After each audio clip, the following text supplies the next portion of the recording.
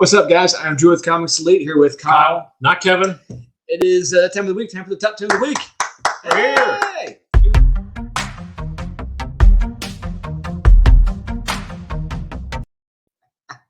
Gotcha. Why does it say bestseller? Yeah. It's not the bestsellers. Yeah. I just love having fun at your expense, guys. Yeah, especially the people that love drives them nuts. Yeah. We're trolls. It's the small things. Yeah. Yes. Gotta pay the toll. Yeah. All right. Danny DeVito said it best. Yep. Frank said it best. Gotta pay the toll. Yeah. You want to get into the boy's soul.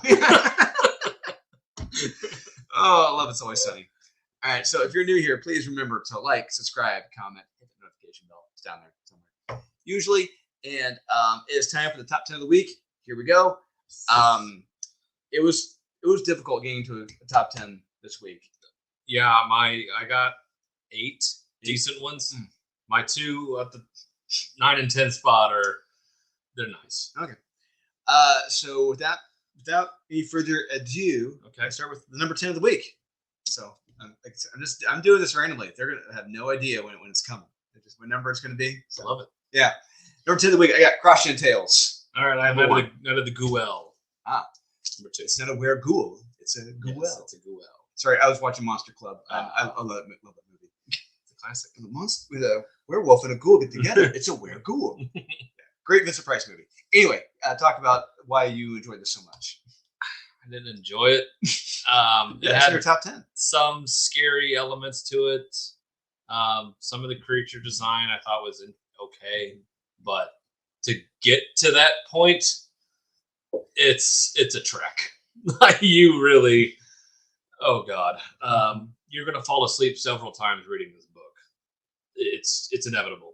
You will put this down at least 8 times. It's the cure. It's one of the cures for insomnia. I'll say that. Absolutely. Yeah. If you can't sleep, read this book. Just pick it up and try to read it. You will fall asleep within 10 seconds. Yeah, that's fair. Yeah. Some of it, again, the character design, some of the creatures were kind of creepy, but that's it. Literally, that's it.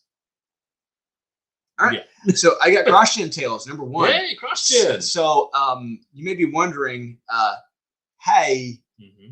what's Cross-Gen? What is Cross-Gen? Yeah. So kids, if if you're young and don't remember, there was a company called Cross-Gen Comics that existed in the latter 90s, early 2000s, early odds, very early odds. They had superstar artists and writers working over there telling great stories. And some of these talents included Mark Waid, Ron Mars, Barbara Kessel, Greg Land, Butch Guice, Ben Lai, Mike Perkins, and Brandon Peterson. Just to name a few names. Don't know any of them. Of course you don't. Yeah. So this was a welcome breath of fresh air from Marvel amidst their shit this week. These are reprinted tales from reprinted number 1s from some of the names I just gave to you, which is fantastic. Yeah. So I strongly recommend this if you want to read something that's what's the word what is it? It's kind of the opposite of terrible in Marvel. Yeah, it's good. That's the word. It's good. Good. Yeah, I do recommend the story Ruse. That was my favorite one from Cross-Gen. Some like Sojourner, some like others, but I do recommend Ruse. That was my favorite. So there we go. Cross-Gen Tales number 1. That was my number 10 of the week. I appreciate your ruse, man. That's clever wordplay there. Yeah, just made that up. All right, we're starting off strong. Yes, we are. Okay, we're on to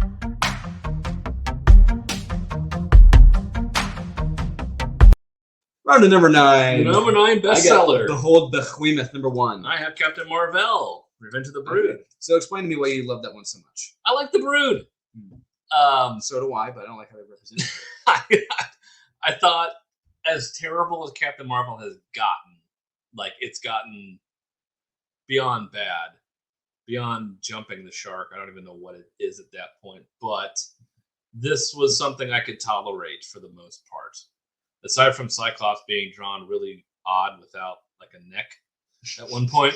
I'm like, why is he standing like that? He's like this. He's like, yeah. He's looking like it looks like Dark Knight Returns Batman. Yeah, it's like, why are you drawing like come at me, bro? yeah. It's like, is this like by the 9th time you've been resurrected on Krakoa? Yeah. Yeah, This is the no neck protocol. yeah, that's what happens. It's like, oh god, who did that? Not another one. Yeah. So I just thought it was okay, and I really like the Brood, and I hope they have something fun with the Brood coming up. So we're promised something with the Brood by the end. So yes, we are promised. So we'll see. Yeah, so I got Behold Behemoth, number 1. So the story follows a heavily medicated and I dubbed him a Bob Wiley type of guy. Okay. Very much a Bob Wiley. Loses his brother and thinks the world is ending. So he visits his therapist naturally on what looks like Ash Wednesday. Yeah, I saw a guy with a random. Yeah, so it's like so okay, if you, you so don't okay, explain yeah. it. So we have to explain it. So like people, are like, what the hell is Ash Wednesday? Growing up Catholic, I realized, after I left home that many people are aware of Catholicism or the rituals. Yeah. So there's a thing called Ash Wednesday, and where you go to church and you put the ashes, the cross across your forehead, and the guy shows up to his doctor, and he's got the ashes on his forehead. So it's like they're going in and hoping people know what Ash Wednesday is. And he's not just a psychopath with ashes on his head and a cross. Or a tattoo, or who the hell knows on his forehead. Just watch the writer be like, what's Ash Wednesday? And then we get time jumps and omens of the end of the world and what? Whoa. It was a lot. Whoa. Another first issue with a lot of questions and confusion for us, much like the protagonist here, who is very confused. It's not great. It's not bad, but it's a low recommend. It is a good recommend. I do recommend it because what they're establishing here, setting up, has potential to be something very cool here. I do like the mystery here. It's pretty cool. And digging up Ash Wednesday, stuff like that's gotta respect that. You don't really see that. So I better if it was Fat Tuesday. Oh, there we go. Yeah, down in Louisiana. Oh, yeah. Yeah. But yeah, I was never bored reading this. I'll say that. So I was bored. It's a good mystery. I had fun. All right. You already explained how you love Captain Marvel? Oh, yeah. Yeah, okay. The Brood. Yeah, sure. All right, we're on to number 8. 7, 8. Number 8, the Ocho of the week. I've got Sword of Azrael, number 4, 6. I didn't read that. I have King Spawn, number 16. Oh, I didn't read that either. You didn't read King Spawn? You didn't get it to me. Oh, of course. Okay, I got Sword of Azrael, number 4, 6. This was really good. Art and the story are solid. We get the origin of and where the program came from, and we see at the end who may be the mastermind of this of all these shenanigans since issue 1. Who may be, and they're bringing back a deep pull from a character we saw in another title. It's like, oh, we got him back! Great, finally, Xtini Howard, didn't do jack shit with this character. Yeah, got the character back. Can't wait. Awesome, love it. Great setup for the next issue. Yeah, strong issue as well. Solid recommend. Sword of Azrael, number 4. All right. King Spawn, number 16. So we find out Spawn has kept one of the dead zones open and plans on going through it to bring Wanda back. But he won't be going alone because he's a king. And there is a line that he says in this that I absolutely fucking love. And like all of them are like, why are we going with you? He's like, I'm the king. Fucking do what I tell you to do. It's like History of the World Part 1. It's good to be. Yeah, it's good to be the king. My problems are your problems. Fucking deal with it. I was just like, I absolutely love that line. The art is okay in this. It's not the best, and I did notice some grammatical spelling errors in this as well. So I felt like it's not quite lesser than, but I feel like you're B team on this one. But it's still not bad. It's still good. I like the premise. I like Al having to go to hell, and he's like, I don't give a fuck what you do with the throne. I just want Wanda back. And when he and Terry are talking on the side, and he tells Terry like, no, I've had a plan all along, and he kind of tells him like, this is why I was doing all things and kind of pissing you off and freaking you out. And so I liked that moment as well. So there's some good stuff in here. So I can still recommend King Spawn. Okay, there we go. That's number 8. All right, we're on to number 7 of the week. We are. Number 7, I have got Poison Ivy, number 6. I have the Joker, the man who stopped laughing. Number 2. Okay, so I got Poison Ivy, number 6. Yep, number 6. Yeah, I had a lot of fun with this issue. It was good for the ending of this first arc. That was a solid wrap up to the story. And on the whole, this first arc was better than average. It had one massive misstep. I'll give it that. Mm-hmm. It's like a kid running up the stairs and just missed a step. Yeah, that was what that issue was. But as a whole, it was solid and decent ending for the first arc. If you've been reading and enjoying most of it, like I have, please do check this out. Poison Ivy number 6. Didn't read it. Joker Man Who Stopped Laughing number 2. This was okay. This was good. I appreciated the jabs at cops in the beginning because it's so fucking funny. It's just like the joke from Mallrats with the $100 bill in the middle of the road and who's going to get it. Because the rest of them are figments of your fucking imagination.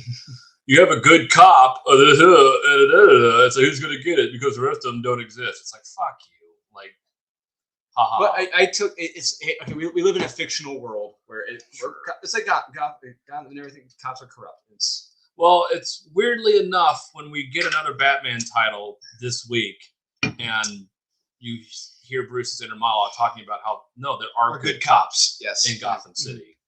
It's like, you don't need to be proclaiming that every cop is bad. And there's no such thing as a good cop. It's like, fuck off. I haven't heard that before. But aside from that, it's still a good story. The big twist. It's like, no shit, we know who it is. And but how this ends, it's very interesting where it could go. As far as character development, I didn't quite see it ending the way I thought it was going to after Joker was talking with Harley. And there's some interesting things in here. There could be a nice little twist at the end, or not. We don't know. But this was still good, so I can still give Joker the Man Who Stopped Laughing number 2 a recommend. Okay, wow. And the art's good. Yeah. Yes, it is. The art is terrific in this. Yeah, I'm not going to pronounce the name. All right, so we're on to what number? We're on to that after 7 is.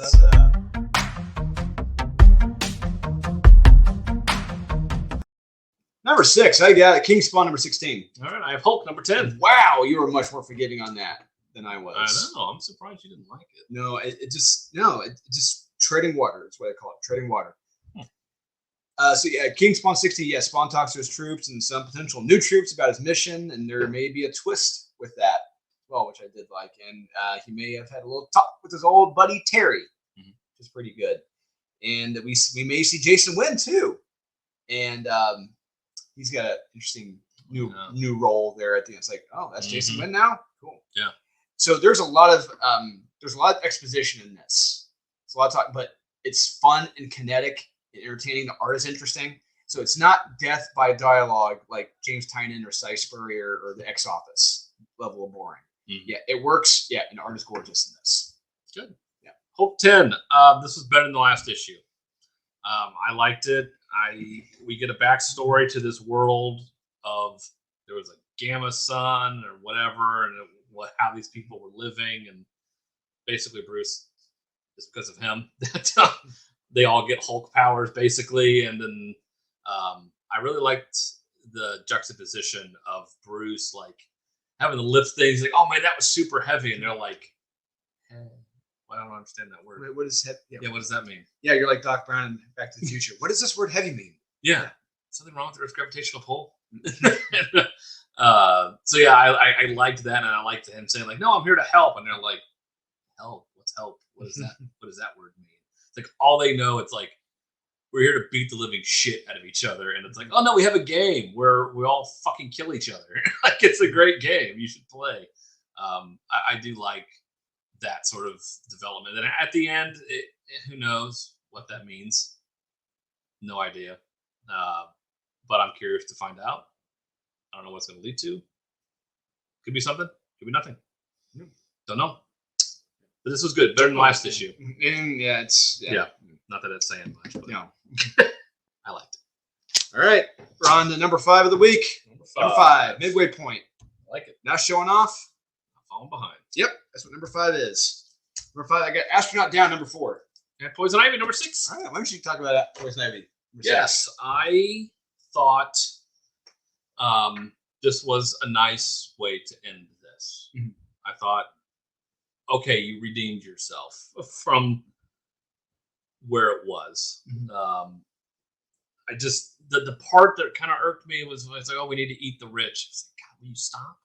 Like, you say things to try to piss people off and to divide readers. It's like when you just don't have to say that. It's like we can get the gist of it without you having to blatantly come out and say it.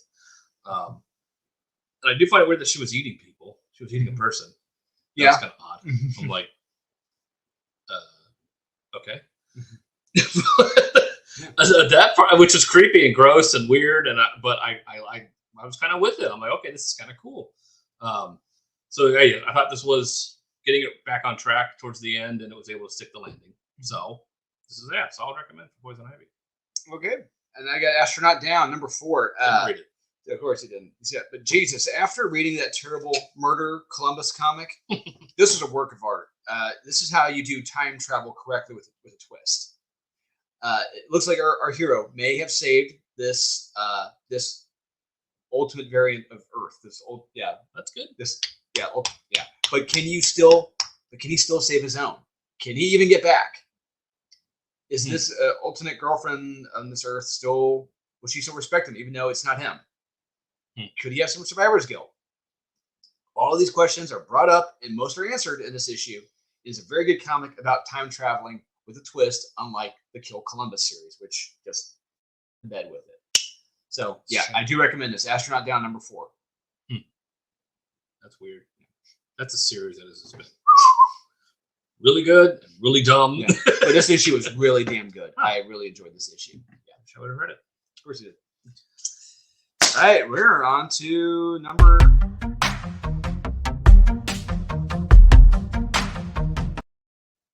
4. I've got Little Monsters, number 7. Astronaut Down, number 4. How about that? Why don't you finish my thoughts about Astronaut Down, number 4? Yeah, I brought this up. This series has been all over the damn place. Either really stupid or interesting and good in the time travel dilemma in this. But yeah, I like how in this world now, his consciousness was able to save this universe, this parallel dimension. And everyone's like, oh, you're a hero. And he's like, quit fucking saying that to me because I don't belong here. This isn't my universe. This isn't me. This isn't who I'm supposed to be in my other body. Can you get me back? And they're like, I can't do it. Sorry. Tough shit. So we're going to throw a party for you anyway. And everyone's happy and it's all great. And the girlfriend, who's not a raving psycho bitch in this one, berating him, is like, no, I think I can love you the way you are. You're not the guy that I was with, but you are and you're not. It's really fucking weird. It gets kind of trippy when you think about it. But yeah, I like all of that dilemma. I like the character development and where it's going. I liked this issue. This was really good. Okay. And I got Little Monsters, number 7. Yeah, it's great to have this back after so long. Yeah. So we get flashbacks to how things were with relationships prior to discovering the humans and this tasting of human blood. And we may find out whom the originator may have been for the vampires and whom the kid directly below him, who that was. And he knows a lot, this kid. And the ending appears to have a very big revelation as well. Yeah, this was damn good. Once again, this is a solid flipping series through and through. Yeah, can't. That's no. It had one little minor bump with that reference to like the pandemic. Yes. It's like, okay, I know when this one was written. But yeah, this. Other than that, every issue's been fantastic. Little Monsters, number 7. Do check this out. Didn't read it. Of course. All right, and we're on to the top 3. We're already on to the number.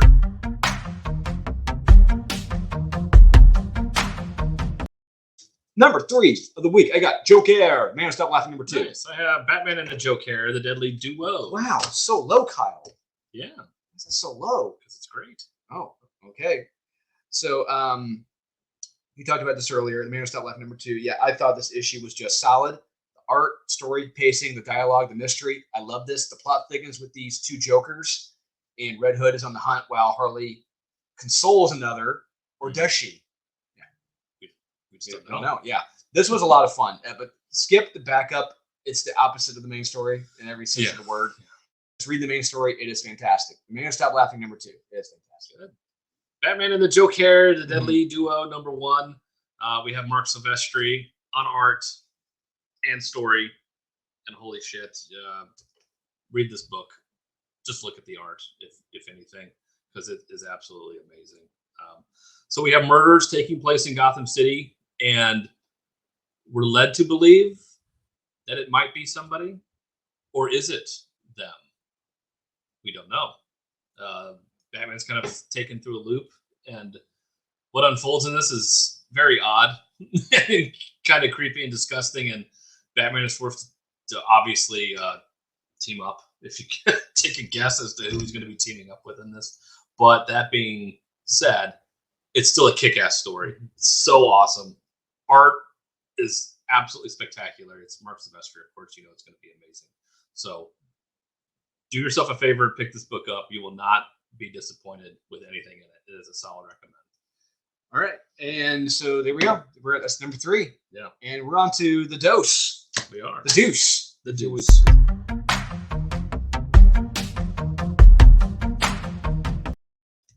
The deuce of the week. I got Batman 129. Nice. I have Little Monsters or Monstars. Okay, why don't you finish my thoughts on Little Monsters? Yeah, I love this series, and I'm so glad it's back. So we get the backstory.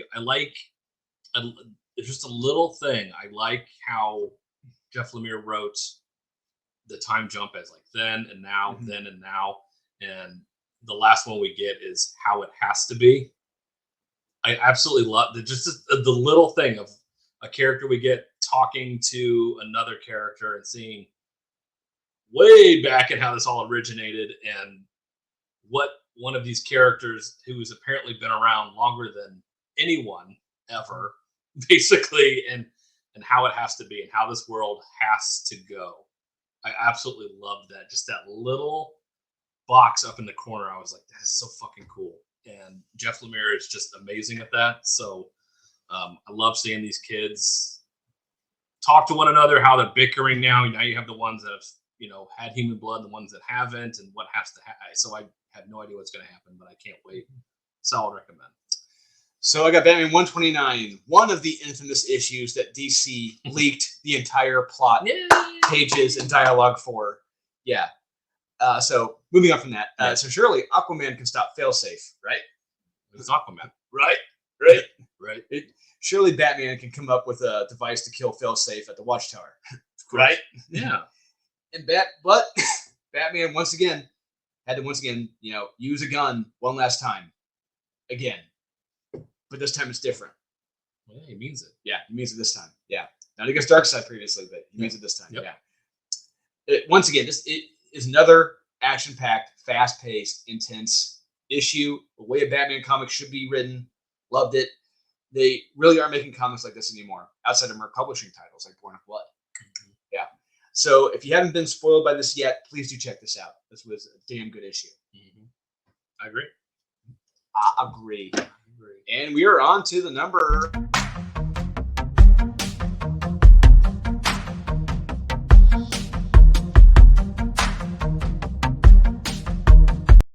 Number 1 of the week. I have got Batman Joker Deadly Duo, number 1. I have Batman 129.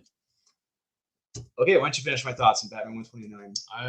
Again, aside from it being spoiled, this issue and the next issue. And the next one, it's like, Jesus. It's like, good job, DC. Bravo. Aside from that, if you haven't been spoiled, read this book because it's fucking awesome. And how Failsafe is just set up to where, is anyone ever going to defeat Failsafe? We don't know. I cannot get over how action-packed it is and how the art is just a perfect companion to this story. I mean, without this art, the story would probably not be as good.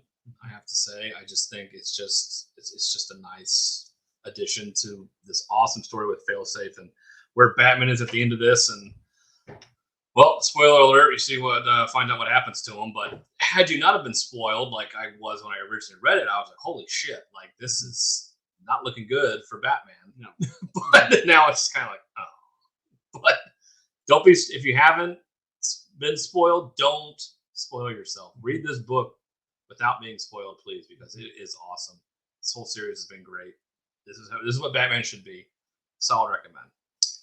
Yeah, and I've got Batman, the Joker, the Deadly Duo. This comic, I just had literally so much fun reading this. Like you said, the art itself was, fantastic.